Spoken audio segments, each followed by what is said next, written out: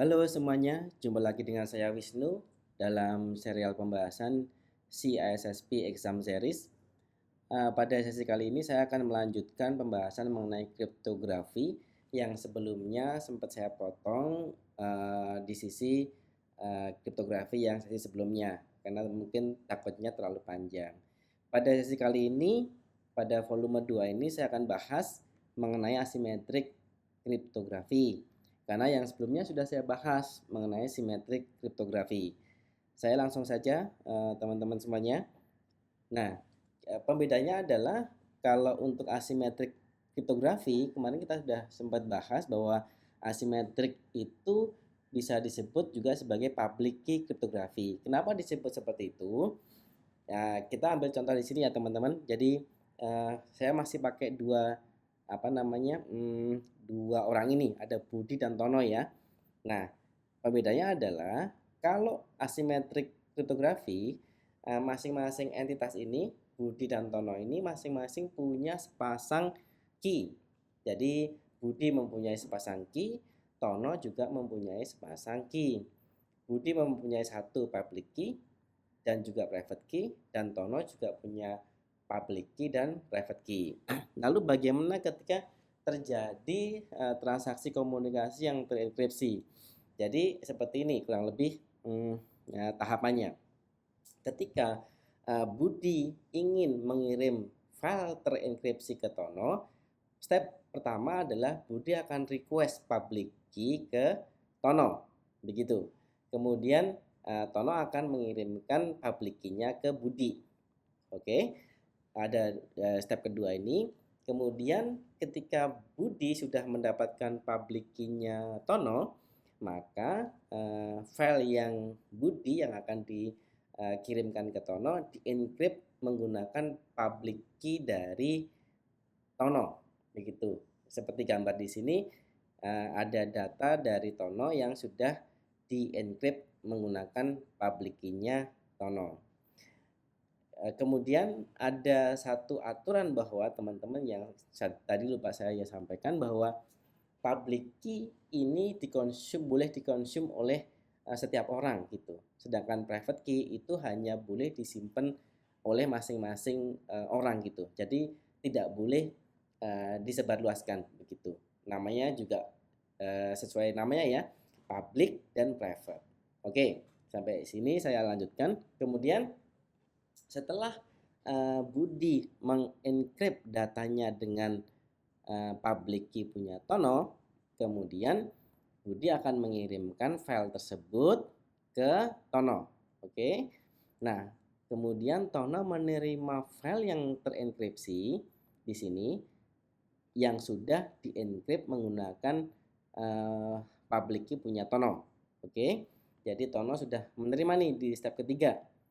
Oke, dikirimkan, kemudian Tono menerima data yang terenkripsi oleh public key-nya Tono. Nah, bagaimana kemudian Tono akan membuka file yang terenkripsi itu? Maka proses dekripsinya menggunakan private key dari Tono. Oke, nah sampai di sini cukup clear sehingga data yang dikirimkan dari Budi ke Tono sekarang sudah bisa dibuka oleh Tono menggunakan private key. Yang seperti saya bilang tadi, bahwa sepasang key ini, public key dan private key, itu yang public key boleh dikonsum, boleh digunakan oleh setiap orang, boleh dikirimkan ke setiap orang, boleh diekspos ke semua orang. Sedangkan kalau yang private key hanya boleh disimpan oleh masing-masing pribadi begitu. Sehingga di sini proses komunikasi itu menjadi lebih aman. Oke, jadi proses enkripsinya menggunakan public key pihak lawan, proses dekripsinya menggunakan private key-nya masing-masing ketika menerima file dari orang lain. Lalu bagaimana kalau misalnya yang lalu saya ceritakan juga mengenai kalau ada hacker ya. Nah, mengenai misalnya ada hacker yang melakukan sniffing dengan teknik man in the middle attack ya. Nah, di kasus yang ini tentunya akan lebih aman teman-teman karena apa? Ketika Budi request public key ya, request public key ke Tono, kemudian Tono mengirimkan public key-nya ke Budi, dan kemudian juga Budi mengirimkan data yang terenkripsi ke Tono. Katakan bahwa hacker itu menerima file-file ini gitu. Berarti katakan hackernya punya public key-nya. Tentu boleh menerima atau mengkonsum. Karena apa? Tadi public key boleh dikonsum oleh setiap orang, bahkan oleh hacker. Oke. Kemudian hackernya itu juga bisa mendapatkan file data yang terenkripsi dari Budi ke Tono. Boleh gitu. Tetapi step berikutnya adalah ini yang menjadi kunci. Hacker tidak bisa membuka file tersebut. Karena apa? Jawabannya, karena si hacker tidak mempunyai private key-nya Tono. Yang tadi saya sampaikan bahwa private key itu tidak boleh keluar dari pribadi masing-masing, begitu. Jadi hanya boleh disimpan oleh pribadi masing-masing. Jadi di sini pembedanya cukup clear ya dengan yang sebelumnya, bahwa di sini itu kalau untuk yang public key kriptografi cukup aman teman-teman, karena kalaupun hacker memperoleh data yang terenkripsi dari internet, mereka tidak bisa membuka filenya karena tidak punya key untuk membukanya gitu. Lain cerita dengan yang symmetric kriptografi yang kemarin kita sempat bahas. Karena apa? Karena kunci yang digunakan untuk mengenkripsi dan kunci yang digunakan untuk mendekripsi itu sama. Jadi sepaket lengkap tuh, kalau hacker dapat filenya kemudian dapat key-nya ya sudah terbuka. Nah, kalau di sini beda gitu. Jadi inilah pembeda antara symmetric kriptografi dan asymmetric kriptografi. Oke. Cukup jelas ya teman-teman di sini di pembedanya antara simetrik dan asimetrik. Oke, kemudian ada beberapa key point di sini. Nah, key points-nya adalah public key itu bisa dikonsum oleh setiap orang. Nah, ini penegasan saja. Kemudian kalau private key itu tetap secret, tetap rahasia untuk setiap orang. Ini secara rangkumannya ya. Nah, kemudian big concern-nya apa? Karena ini melibatkan key yang berbeda, melibatkan kunci yang berbeda dalam proses enkripsi dan dekripsi. Secara performanya itu kalau dibandingkan dengan yang simetrik itu lebih lambat, teman-teman. Jadi ada trade off-nya ya, karena maksudnya ada proses yang lebih di sini dalam hal enkripsi, tentunya memakan performa dan waktu yang lebih lama. Secara konseptual seperti itu.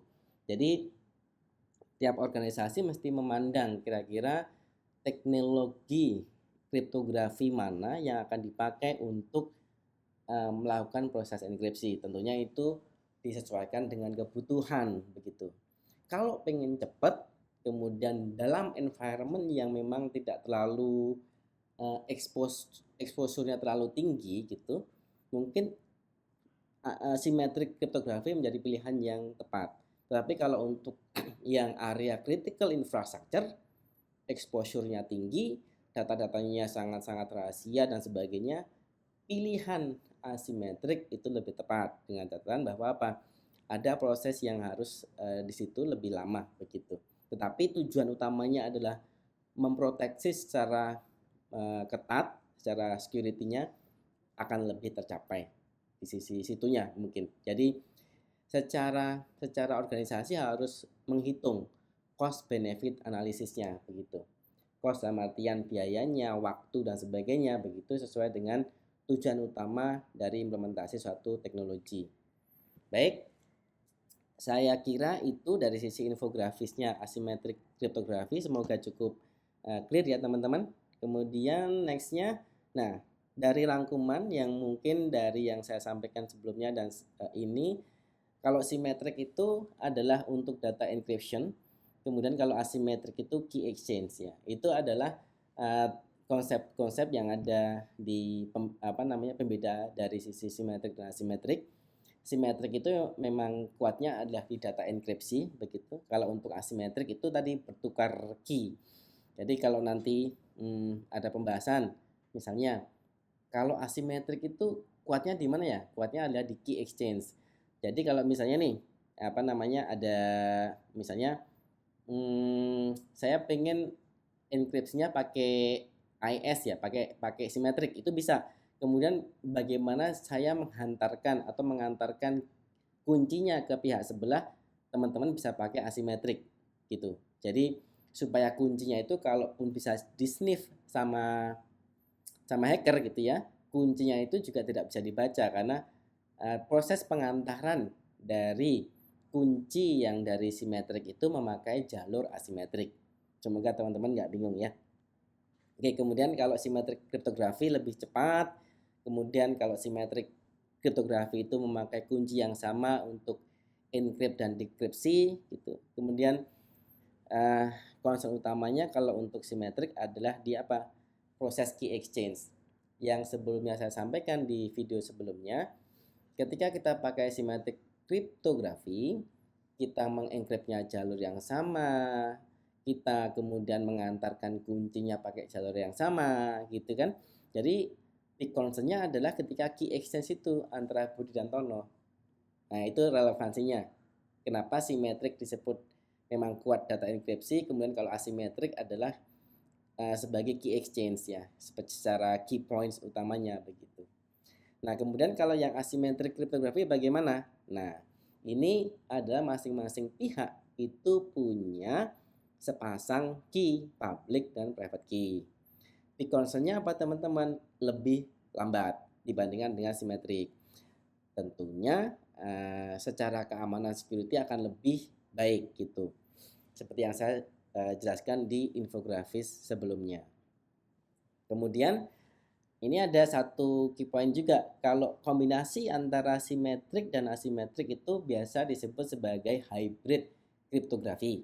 Nah, hybrid kriptografi itu kalau dalam penggunaan sehari-hari itu kalau teman-teman atau kita semua ketika browsing ya pakai HTTPS.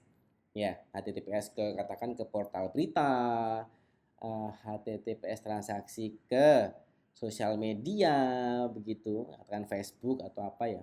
Masih ada nggak yang pakai Facebook di sini ya? Nah itu, apa namanya? Ya itu pakai HTTPS yang sering kita pakai itu pakai hybrid kombinasi antara simetrik dan asimetrik gitu. Di lain waktu kalau nanti saya ada ini kesempatan akan saya sampaikan bagaimana sih kalau HTTPS transaksi itu memakai hybrid kriptografi, jalurnya seperti apa sih begitu. Ketika kita katakan membuka browser begitu kan, nah itu bagaimana posisi mana yang memakai simetrik, posisi mana yang pakai asimetrik, itu menarik nanti. Jadi dalam artian key sessionnya tuh pakai jalur mana gitu. Kemudian ketika kita melakukan browsing gitu, melakukan jalur yang mana gitu.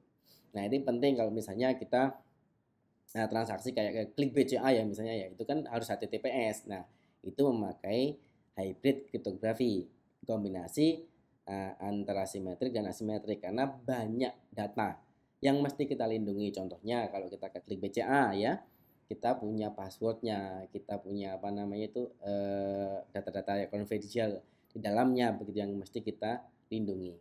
Oke, teman-teman, dari saya penjelasan lanjutan volume kedua mengenai kriptografi demikian saja, cukup singkat karena ini melanjutkan dari sesi sebelumnya mengenai pembahasan kriptografi fundamental begitu. Baik teman-teman, saya rasa seperti itu untuk lanjutan video mengenai kriptografi. Oke, selamat siang, selamat malam teman-teman, selamat pagi kalau pagi juga. Terima kasih.